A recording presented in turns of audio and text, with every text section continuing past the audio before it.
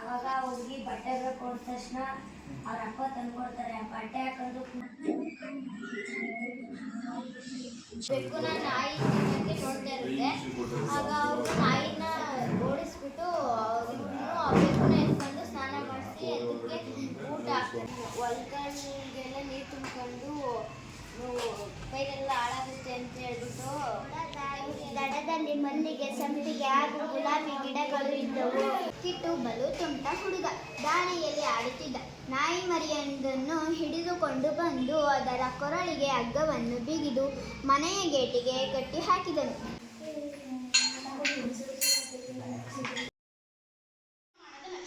ದೊಡ್ಡ ಪ್ರಮಾಣದ ನಕ್ಷೆ ಅಂದರೆ ಚಿಕ್ಕ ಪ್ರದೇಶವನ್ನು ದೊಡ್ಡದಾಗಿ ತೋರಿಸಿರೋದು. ಅದಕ್ಕೆ ಉದಾಹರಣೆ ಜಿಲ್ಲೆ, ತಾಲೂಕು. ಹೀಗೆ 5 ಮೂಲಾಂಶಗಳಿರ್ತವೆ ಸರ್. ಮೊದಲನೇದು ಸರ್ ಶೀರ್ಷಿಕೆ, ಅಂದರೆ ಇದ್ರದ್ದು ಹೆಸರು ಸರ್. ಹೆಸರು ಅದ ಭೂಪಟಕ್ಕೆ ಏನು ಹೆಸರು ಇರ್ತದೋ ಅದು. ಈ ಬಿಳಿ ಬಣ್ಣವು ಹಿಮಾವೃತ ಪ್ರದೇಶವನ್ನು ತೋರಿಸುತ್ತೆ. ಇದು ನಮ್ಮ ಊರಿನ ನಕ್ಷೆ. ಮಹಡಿಗೆ ಆಯತದ ಸಿಂಬಲ್ ಕೊಟ್ಟಿದ್ದೀನಿ. ನಮ್ಮ ಪ್ರಪಂಚದಲ್ಲಿ ಏಷ್ಯಾ ಖಂಡ ಮತ್ತು ಯುರೋಪ್, ಇದು ಏಷ್ಯಾ ಖಂಡ ಅನ್ನೋದು ಪ್ರಪಂಚದ ಅತಿ ದೊಡ್ಡ ಖಂಡ, ಅದು ಮೊದಲನೇ ಸ್ಥಾನದಲ್ಲಿದೆ.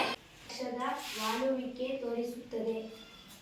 ಗೋಳ ನಮ್ಮ ಊರಿಗೆ ಗಾಣಾಳು ಎಂಬ ಹೆಸರು ಹೇಗೆ ಬಂತು ಎಂದರೆ, ಹಿಂದಿನ ಕಾಲದಲ್ಲಿ ಗಾಣವನ್ನು ಹಾಕುತ್ತಿದ್ದರು. ಗಾಣ ಎಂದರೆ ತಲೆಮಾರಿನ ವಂಶವೃಕ್ಷ ಬರೆದಿದ್ದೇನೆ.